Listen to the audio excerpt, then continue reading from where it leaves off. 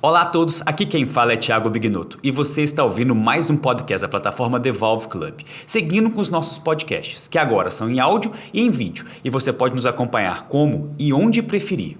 E se você ainda não sabe, lançamos nosso aplicativo e você pode baixar ele gratuitamente, tanto para Android quanto para iPhone. Lá você vai ter todo o conteúdo do Devolve Club na palma da sua mão. Esse é o Clique Valvar, insights diretos e práticos para você aplicar no dia a dia. E hoje vamos falar sobre a publicação do Invictus Trial, o uso dos DOACs na cardiopatia reumática. A ciência é, sem a menor sombra de dúvidas, uma das melhores e maiores ferramentas que temos ao nosso dispor para entender melhor a medicina. Digo isso, pois havia uma grande onda de expansão da indicação dos DOACs, os anticoagulantes de ação direta na cascata da coagulação. E era difícil encontrar alguém que imaginasse que essa droga fosse inferior à varfarina em qualquer tipo de coorte. Como essas generalizações não se embasam apenas no eu acho ou ainda no parece ser, foi publicado agora no ESC, no congresso do ESC, em Barcelona, um dos braços do Invictus Trial, testando o uso dos DOACs agora na estenose mitral de etiologia reumática. Uma publicação anterior desse trial foi o River Trial, que abordou o uso dos DOACs em pacientes com implante prévio de biopróteses e acabou referendando o uso dessa classe medicamentosa nesse contexto, que antes era duvidoso. Pacientes portadores de cardiopatia reumática têm características diferentes dos demais pacientes e devem ser estudados à parte. Desde a faixa etária e predominância de sexos, até mesmo a possibilidades fisiopatológicas de inflamação e evolução da doença, não claramente entendidos por nós. Assim, desenhou-se um estudo de não inferioridade da rivaroxabana, ou 15 ou 20 mg, a depender do ajuste, em pacientes com cardiopatia reumática, predominantemente com estenose mitral, em comparação com a já consagrada varfarina, que mantinha o INR entre 2 e 3. Mas que carrega uma série de possíveis complicações muito relacionadas à sua posologia e biodisponibilidade lábio. Foram incluídos pacientes com área valvar mitral menor do que 2 cm² e a presença documentada de fibrilação atrial ou flutter atrial em algum momento de sua evolução. É bem verdade que pacientes com área valvar entre 1,5 e 2 não são considerados como portadores de estenose mitral importante, mas discreta, com algum grau de repercussão hemodinâmica, e nessa publicação temos um número interessante.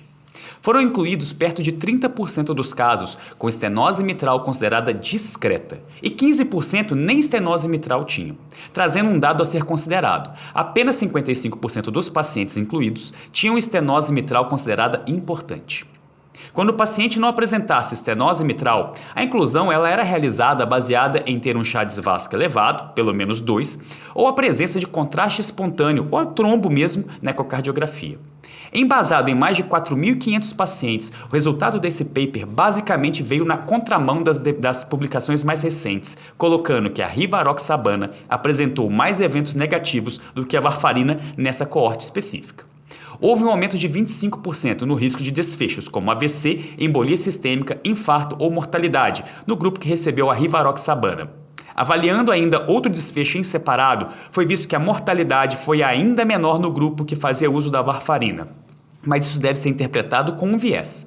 Pacientes que faziam uso de varfarina, obrigatoriamente devido à sua posologia, tinham consultas médicas mais frequentes, o que pode ter influenciado nesse aspecto. Quando avaliado isoladamente AVC, o número de eventos foi abaixo do predito anteriormente, podendo ter influenciado a análise estatística. Mas, com o número de pacientes incluídos como esse, 4.500, fica difícil entender que o acaso nos trouxe poucos eventos. Talvez estávamos hipervalorizando a ocorrência de AVC nessa população, difícil dizer. O combinado de AVC e evento embólico foi semelhante nos dois grupos, mas o item mortalidade acabou desequilibrando essa balança a favor da tradicional varfarina. O curioso dessa publicação é que a maior mortalidade no grupo rivaroxabana não está relacionada à ocorrência de AVC ou sangramentos maiores, e nem com a progressão da doença valvar, visto que ambas as variáveis são iguais entre os grupos.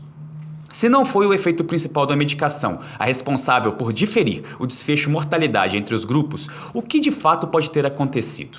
Ainda não encontramos explicações plausíveis para isso, visto que o dado duro que temos aqui é que no grupo rivaroxabana tivemos mais mortes cardiovasculares, morte súbita e morte por falência de bomba, ou mais claramente, insuficiência cardíaca.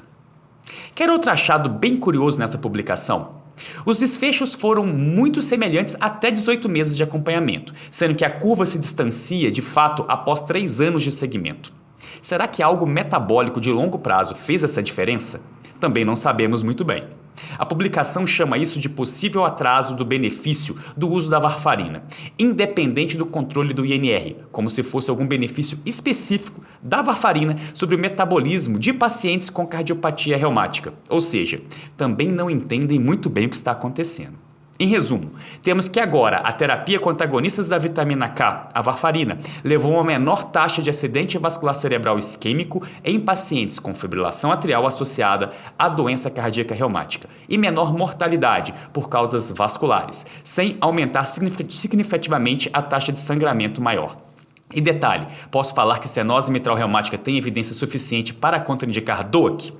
Não, pois temos uma coorte heterogênea nesse sentido. Como dito, apenas 55% tinham estenose mitral importante. Mas então, paciente com estenose mitral reumática pode usar DOACs? Até o momento, a resposta é não, pois não há evidências. Bom, era isso. Aproveite para ler mais sobre esse e outros conteúdos no nosso site do Devolve Club. Deixe sua opinião, comente e tire suas dúvidas. Um grande abraço. Até a próxima.